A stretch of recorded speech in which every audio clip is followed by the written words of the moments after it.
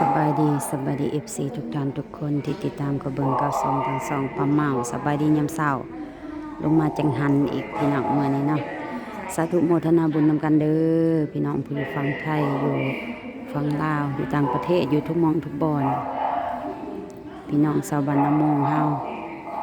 ลงจังหันเนาะครูบาหรือว่าพระอาจารย์เป่าบัดชีสว่างใต้เนาะเพิ่นได้มาโพดภายบรรณมงว่าซ่านสาธุ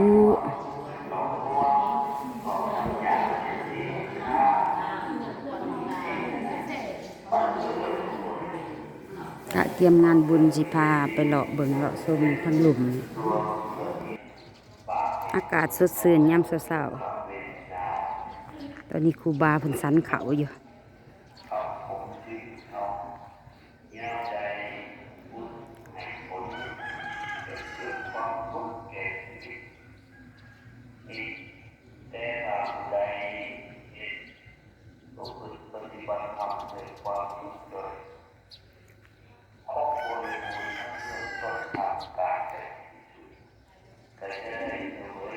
ครูบาอาจารย์เพิ่นก็มาโปรดภาย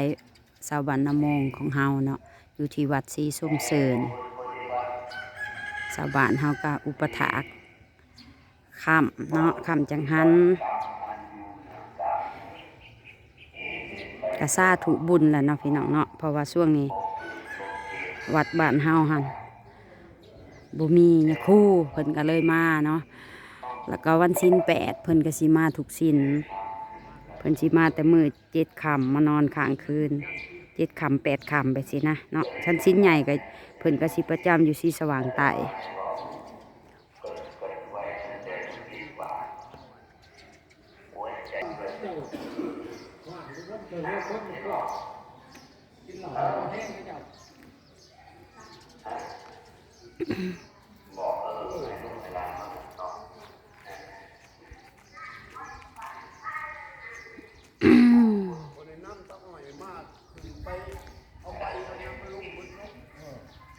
แนวนั่นก็ได้เ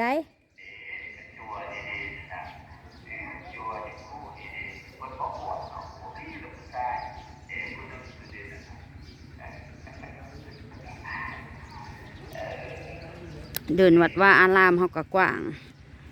างงามได้วัดศรีส้มเสริญบ้านนาโมง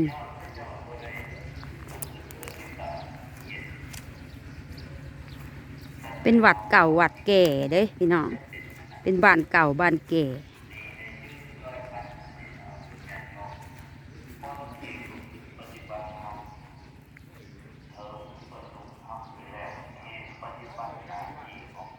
กำลังสร้างสาพัฒนาโอ้ยศรัทธาหลายเนาะที่มาสร้างศาลาโฮงธรรมนี่กว่าจะสำเร็จไปหอดขันนี่นะแต่กับบ่ทัน100%ดอกบ่ทันได้ลงสีนี่ฮะก็แล้วแต่งแอวนะแต่งแอวฮะก็แล้วแต่ว่าสีนี่บ่ทันแล้วเสานี่ตกแต่งสำเร็จศรัทธาไอแม็กทิวทาง USA เนาะเป็นหูปภาพลักๆนะเป็นหูปภาพแล้วก็แต่งเสาศรัทธานี่หลายพี่น้องทั้งบ้านเฮาแน่บ้านไก่บ้านชิดมิตรใกล้เคียงทั้งต่างประเทศแน่ทั้งฝั่งไทยแน่จังแน่เขาจะฝั่งไทยบ่แม่นต่างประเทศบ่เขาจะ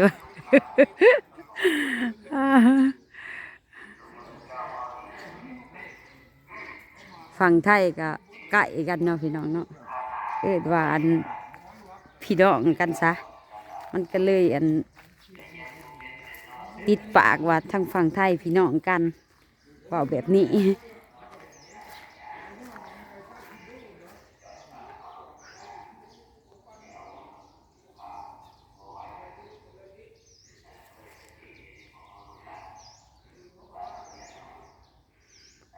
ศาลาโฮงธรรมเฮานี่ก็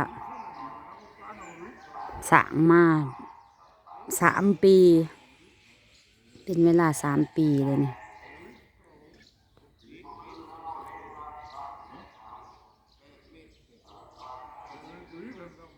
รีวิวอัน บริเวณเดินวัดว่าอารามให้เบิ่งเดินวัดบ้านเฮางามเวทีเพิ่นนี่ก็หาวมาตั้งไว้แต่หัวที่แต่มื้อสิเป็นบุญนี่วันที่26ใกล้สิมาถึงนี่สิมนี่งามปลาเหมา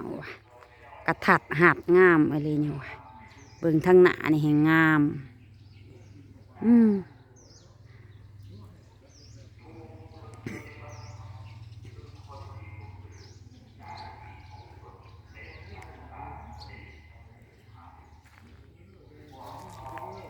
แต่ว่าศาลาเฮานี่เป็นศาลาที่ว่าใหญ่แห้ง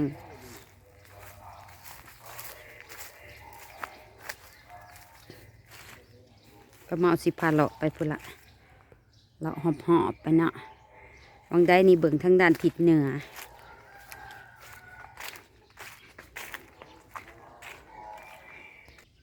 อันนี้เป็นทิศตะเวนออกทิศตะเวนออกนี่ก็มีเส้นทางเลาะไปได้ทิศตะเวนออก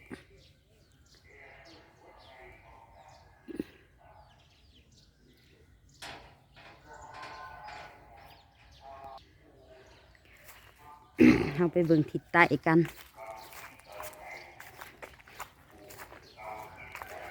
ก็แม่นมีครูบาอาจารย์อยู่นะโอ้ยมันสิแบบว่าแหลมเลยเด้อวัดนี่นะเอิ้นว่าแหลมเลยว่าซ่านมีครูบาอาจารย์อยู่คือแต่ก่อนนะชื่อป้าเมายังหน่อยยังสาวนะ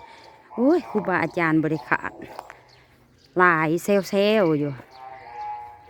ตั้งแต่ข้าวป้าเมายังหน่อยมีหลายองค์อยู่มีทั้งจัวมีทั้งครูบาต่อมากับหลวงพ่อบริขาดเครื่องปลูกของฟังเต็มแต่ข้าวยังหน่อยป้าเมาก็มากินหมักซีดาในวัดเพิ่นว่าท่านสิกินหมักซีดาเลยให้คอได้เพิ่นว่าหลวงพ่อเพิ่นสอนของในวัดว่าอารามนี่กินต้องคอเพิ่นว่าคันบ่คอจะเป็นเพศได้เพิ่นว่าป้าเมาก็จำได้เลยเพิ่นสอนคันอยากกินเลยต้องคอเนี่ยครูบาอาจารย์ของในวัดมีคำหนึ่งอะมันมีอันช่วงหนึ่งครูบาบ่อยู่นะแต่ป้าเมายังหน่อยขั้นบ่มีเนี่ยคู่เด้ว่าอยากมักซิดาแหงแม่ก็เลยว่าให้ขอนำอันเจ้าวัดเจ้าว่าสั่นว่าเพราะว่าแม่ว่าเพิ่นมีของหักษาได้แม่ว่ามีเจ้าวัดได้ว่าสั่นก็ให้ขออันน้ำเจ้าวัดเจ้าว่าเด้อสั่นเอาปากเนี่ยว่า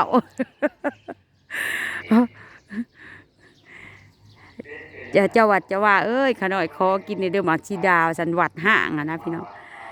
แม่บอกตายอยากคุยมาป้าเมาก็ว่าวได้ป้าเมาคงมันมีช่วงหนึ่งที่ป้าเมาใหญ่เติบแล้วเราให้ฟังเด้อพี่น้องใหญ่เติบแล้ว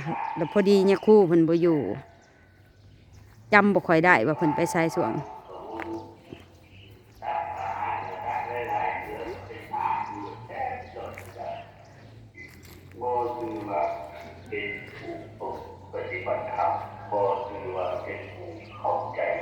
อันนี้ก็จะเป็นห้องน้ำแต่ห้องน้ำนี่ก็โซมแล้วล่ะห้องน้ำบ้านเฮานี่โซมล่ะมีอยู่หาห้องโซมล่ะสร้างมาหลายปีละสร้างตั้งแต่เริ่มว่าเฮ็ดห้องน้ำ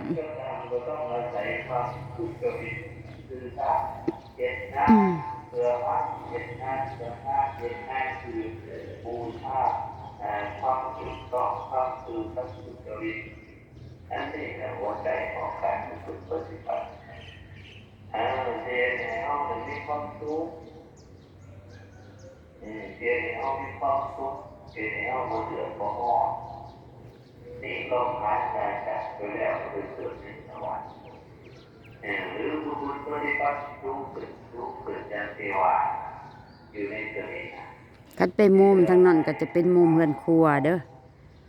ทิศอันตะวันตกเฉียงใต้เป็นมุมเฮือนครัว